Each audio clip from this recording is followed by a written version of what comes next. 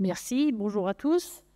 Oui, dans le cadre de mon certificat d'études approfondies vétérinaires, j'ai fait donc un mémoire avec la Direction générale de la sécurité civile et de la gestion de crise pour aider à formaliser les limites interventionnelles des sapeurs-pompiers dans le contexte de la loi Matras, qui a introduit les animaux dans les missions de protection des services d'incendie et de secours, après les personnes et devant les biens et l'environnement.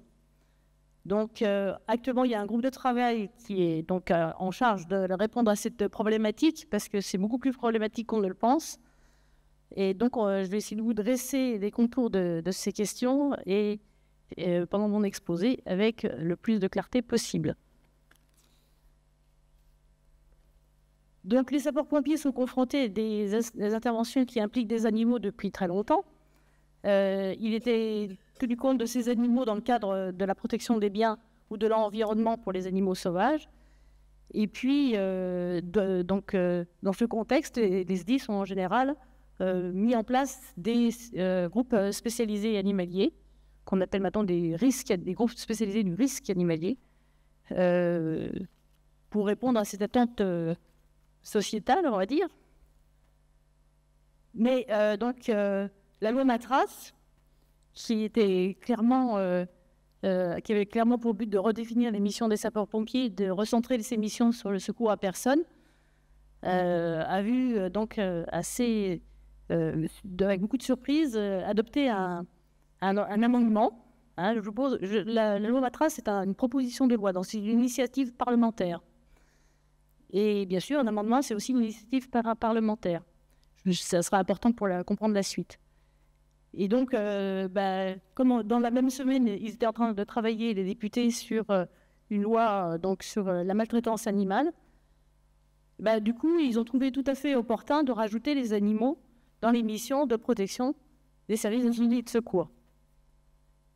Donc, dans un contexte où les missions sont déjà extrêmement élevées, ça pose quand même un petit souci parce que les effectifs d'animaux, c'est juste 74 millions d'animaux de compagnie, 1 million de chevaux, des animaux dans 380 000, on est dans les chiffres assez importants, dans 380 000 élevages, 5 000 animaux dans les parcs zoologiques, et puis bien sûr tous les animaux sauvages et plus ou moins nuisibles ou exotiques et envahissants qui sont dans notre environnement, et bien sûr aussi tous les animaux qui se trouvent sur la route, transportés. Donc ça fait bien sûr une charge juste incroyable, en plus des 66 millions de personnes que nous sommes. Et le problème, c'est que, bien sûr, comme il s'agissait d'un amendement et une proposition de loi, la Constitution française prévoit que la charge financière ne peut pas être décidée par le Parlement. C'est l'article 40 de la Constitution. Et bien sûr, ça pose un souci réglementaire de faire rentrer ces millions et ces millions d'animaux dans les missions de protection des SDIS à budget constant et à effectif constant, puisqu'il n'y a pas de charge financière de possible. Alors, qu'est-ce que ça veut dire, protéger les animaux ? En fait, le groupe de travail a abouti à une certaine définition pour cette protection des animaux. On parle de protection civile ou de sécurité civile. Et donc, dans le Code des collectivités territoriales, l'article L 1424-2, il est écrit que les SDIS protègent les personnes, les animaux, les biens et l'environnement, mais ne portent secours et n'évacuent que les personnes. Et en plus, on a le Conseil de l'ordre des vétérinaires, bien sûr, qui a rappelé que l'urgentiste des animaux, c'est le vétérinaire libéral. Ce ne sont pas les sapeurs-pompiers. Donc, il va falloir que le groupe de travail, avec ces éléments, arrive à définir les contours des limites des interventions de sapeurs-pompiers en concernant les animaux. Alors, bien sûr, la mission des sapeurs-pompiers, ce n'est pas la cause animale. J'ai entendu beaucoup ce terme dans le dernier congrès des risques animaliers, donc le mois dernier en Seine-et-Marne, mais la cause animale n'est pas notre sujet, ni même la préservation de la biodiversité. Ce ne sont pas nos objectifs. il s'agit bien sûr de bien intégrer les animaux dans les missions des sapeurs-pompiers, en se souvenant que les sapeurs-pompiers interviennent dans l'intérêt général, dans l'urgence à agir, et quand un animal ne peut pas lui-même, ou son protecteur naturel qui est son propriétaire, ou le maire de la commune, si son propriétaire n'est pas en état de prendre des décisions. Donc c'est dans ce cadre-là en fait, que les interventions sur les animaux doivent se réfléchir. Alors bien sûr, en cas d'incendie, en fait, les sapeurs-pompiers sont une force menante, et donc la protection des animaux en cas d'incendie, c'est une mission de sapeurs-pompiers. Moi, j'ai vécu en fait les interventions en Gironde du côté parc zoologique, parce qu'il y avait le parc de la Teste qu'il a fallu évacuer, dont il a fallu évacuer une partie des animaux, mais que les animaux qui étaient transportables. Et donc, c'est une association, c'est l'Association française des vétérinaires de parcs zoologiques, qui a été chargée de répartir ces animaux dans les différents endroits qui étaient légalement en droit de les recevoir. Puis les animaux qu'on ne peut pas transporter. Un éléphant, un rhinocéros, une girafe, ça ne se balade pas comme ça. Et donc, du coup, il va falloir les protéger en protégeant, bien sûr, cet établissement en réalité. Alors, puis, bon, bien sûr, je vous rassure, la faune sauvage, bien sûr, elle est souvent victime des incendies de feux de forêt. On ne demande pas aux pompiers d'aller récupérer tous les animaux de la faune sauvage dans la nature. On demande simplement qu'ils éteignent l'incendie. Et c'est comme ça que les pompiers peuvent effectivement protéger les animaux. Alors, bien sûr, on a un certain nombre de questionnements qui n'ont pas encore trouvé solution, et le groupe de travail n'a pas encore rendu ses conclusions, mais c'est qu'est-ce qui est l'intérêt général et pourquoi faut-il intervenir sur les animaux? On l'a vu déjà, c'est une question de santé publique. Vous imaginez cet élevage de cochons avec autant de morts de cochons. Hein. Un élevage de cochons, ça va très loin. C'est évident qu'il faut bien que quelqu'un fasse quelque chose pour éviter que ça devienne, bien sûr, un problème sanitaire. Et puis, il y a aussi les prises de risques. La photo qui est à droite, c'était un des transferts de lions qui a été fait à la Teste. Et bien sûr, en fait, dans l'empressement, il y a des gens, et surtout s'agissant des animaux, on peut voir des vidéos sur Internet de gens qui prennent des risques complètement débiles pour les sauver des animaux. Et elle ne veut pas qu'un sauvetage d'animaux se transforme en un sauvetage de personnes. Donc tout ça, effectivement, ce sont des problèmes qu'il faut appréhender. Et puis bien sûr, les animaux sauvages ou les animaux qui s'échappent de leur élevage sont des dangers publics connus, hein, et peuvent provoquer des accidents lorsqu'il y a des incendies. Et puis, ça sur les images de la Turquie, un tremblement de terre, donc récent, avec les populations locales qui sauvent un âne. Alors, quand il y a autant de gens encore à sauver, on se demande pourquoi il faudrait sauver un âne. Parce que cet âne, en fait, il va aller porter après la nourriture ailleurs, là où les véhicules modernes n'arrivent plus à aller. Cet âne traditionnel, lui, il arrive à passer. Et puis, il y a, on l'a vu tout à l'heure aussi avec Dominique, il y a tout l'effet compassionnel des animaux. C'est beaucoup plus facile pour quelqu'un de se remettre de quelque chose qu'il a perdu avec son animal de compagnie quand il lui est rendu. Alors, qu'est-ce que ça va changer pour les 3 SM, ce genre de choses? En fait, en termes de préparation vétérinaire, on est un petit peu coincé parce qu'on a une législation qui ne nous permet pas de faire les choses comme le Code rural nous y autorise. Le Code rural nous dit que les vétérinaires peuvent avoir des médicaments dans les SDIS pour les situations d'urgence et les contentions. Mais le problème, c'est qu'on a un arrêté en 2017 qui nous dit qu'on ne peut avoir des produits que pour la contention et les soins d'urgence qui sont associés. Donc ça restera énormément de capacité d'intervention.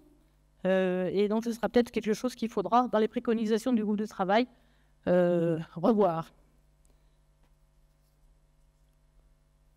Alors, bien sûr, faire le tour des interventions et de l'intérêt général, ce n'est pas toujours ça, très simple. Là, il s'agit d'une évacuation d'un chien sur un feu de péniche, une chaîne forcée menante. C'est une mission de sapeur-pompier. Mais c'est plus compliqué quand, en fait, on peut avoir des situations qui sont relativement similaires, mais qui, en fait, n'impliquent pas les mêmes problèmes. À gauche, vous avez un cheval dans une piscine, parce qu'en fait, il n'y a pas de barrière de sécurité pour cette piscine.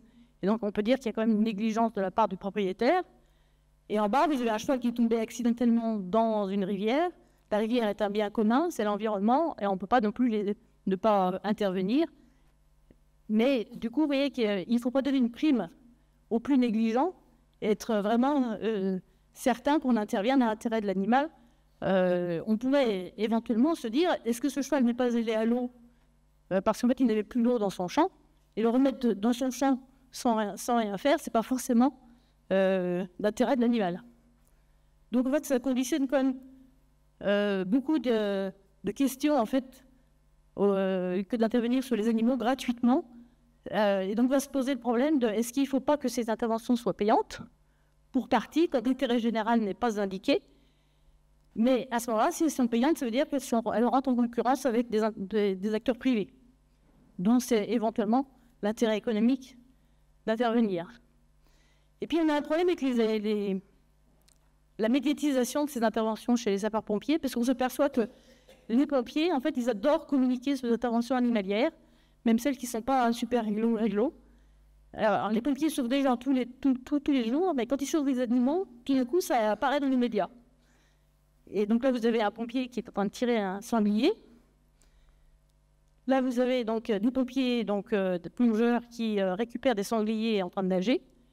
Mais le problème, c'est que les sangliers sont des animaux classés ésode, donc nuisibles, et leur relâcher est illégal, c'est un délit. Et là, on vous dit que les pompiers ont joyeusement relâché ce sanglier, et qui va très bien, merci. Et en fait, c'est pas vraiment la chose à faire, surtout qu'en fait, en ce moment, on a un problème de peste porcine, et que le relâcher de sanglier, c'est quelque chose de très encadré. Voilà. Sur les animaux de rente, on se pose moins de questions, parce qu'un animal de rente est forcément un bien. Et puis sur les animaux sauvages sont des animaux qui appartiennent à l'environnement, et sauver l'environnement et les animaux sauvages, ça fait partie de la même notion. Alors le fameux chat dans les arbres, dont le pompier s'occupe régulièrement, est-il d'intérêt général d'intervenir dans les arbres, et est-ce une urgence? Parce que dans la plupart des indices, on fait reporte l'intervention à 48 heures, parce que ce n'est pas une urgence, donc ce n'est pas une intervention de sapeur-pompier. Et je vous rappelle qu'en fait maintenant on a des élagueurs qui ont un tarif chat dans les arbres. Et donc, comme c'est le cas pour les hyménoptères, on aura des acteurs privés qui pourront intervenir, pas gratuitement, parce que ce n'est pas une urgence et ce n'est pas forcément d'intérêt général d'intervenir. De même que pour ce cheval qui est au box, ce cheval, il n'a pas besoin de pompiers, il a besoin de son vétérinaire, s'il est par terre. Donc, il y aura une question assez intéressante à répondre. Ce n'est pas nécessairement d'intérêt général que de sauver des animaux de compagnie, dans la mesure où il n'y a qu'un foyer sur deux qui en détient des animaux de compagnie. Et en fait, on intervient sur les personnes parce qu'on part du principe que c'est l'intérêt général, que tout le monde y a droit, mais tout le monde n'a pas le droit de sauver un animal de compagnie, parce que tout le monde n'en a pas, en fait. Alors, il y a quand même un dispositif dans lequel il va falloir que les pompiers s'investissent un peu plus que maintenant, c'est le dispositif Orsec, où par définition, on doit punir les intervenants, parce que c'est la réponse de la sécurité civile. Et est-ce qu'on est prêt vraiment pour les interventions animalières dans ce contexte? Alors, pas vraiment. J'en suis un peu désolée. Parce que déjà, les mairies savent peu de choses à ce sujet-là. Il y a quelques mairies qui commencent un petit peu à comprendre comment ça fonctionne, notamment avec des dispositifs qui permettent à des personnes qui se signalent à la mairie de signaler le fait qu'ils ont des animaux chez eux. Donc, ça peut être un affiché qui est mis sur la porte, ou dans le portefeuille de la personne si c'était elle-même qui était accidentée, pour dire j'ai des animaux à la maison. Et donc attention, faites gaffe, parce que la personne pourra prendre soin s'il m'arrive quelque chose, ou si je ne suis pas là. Donc c'est des dispositifs qui existent dans un certain nombre de mairies, qui sont intéressants. Et là, récemment, on a eu pas mal d'inondations. Il y a eu beaucoup de sapeurs-pompiers qui sont intervenus aux télévisions et dans les radios. J'en ai entendu beaucoup sur les plans familiales de maisons sécurité, mais il n'y en a aucun qui prévoit les animaux.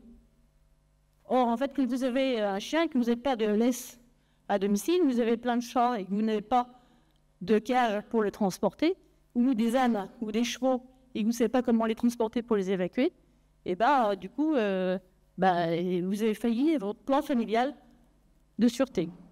Et quand on va regarder sur les différents dispositifs pour parler du plan Orsec, on s'aperçoit que les animaux, en fait, c'est un peu le cadet des soucis. Il n'y a vraiment rien pour prévoir. Effectivement, on peut comprendre que c'est pas simple de débarquer avec 6 chats, 3 chiens et un âne dans une salle de sport réservée par la municipalité, mais ça doit être bien sûr des choses qui doivent être prises en compte. Alors, je rappelle juste aussi qu'il y a des plans d'intervention sanitaire, donc qui font partie des plans Orsec qui existent et qui inclut des animaux. C'est le cas des PISU dans le cas des formations, des problématiques sanitaires. Et c'est le cas aussi du dispositif secours en milieu souterrain, qui a été récemment mis en valeur avec une intervention sur un chien de chasse qui a pris 4 jours et sur laquelle en fait l'association de spéléologues a été donc nécessaire pour l'utilisation notamment d'explosifs pour dégager l'animal. Mais vous voyez bien que ce qu'on a fait pendant 4 jours avec un dispositif qui était faramineux pour un chien, c'est quand même compliqué de le garantir pour la totalité des chiens sur tout le territoire, et même la totalité des animaux. Donc tout ça, c'est des questions qu'on essaie de gérer avec le groupe de travail. Alors, pour commencer à arriver vers la conclusion, je pense qu'il faut vraiment commencer à bien se mettre en tête que les pompiers ne peuvent pas tout faire et qu'il faut qu'ils s'accordent de l'aide, notamment de l'aide des personnes de bonne volonté, qui sont donc notamment prévues par la loi Matras, qui est donc de recentrer en fait le citoyen dans sa mission de sécurité civile avec tout ce qui va être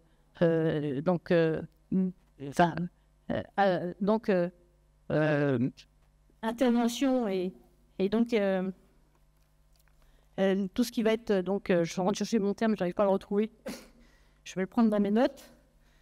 Bref, c'est tout ce qui va être donc association de citoyens pour aider la sécurité civile, tant au niveau communal que bien sûr au niveau des SDIS, parce que c'est créé par la loi Matras, la possibilité d'avoir des réserves, ça me revient, la réserve citoyenne.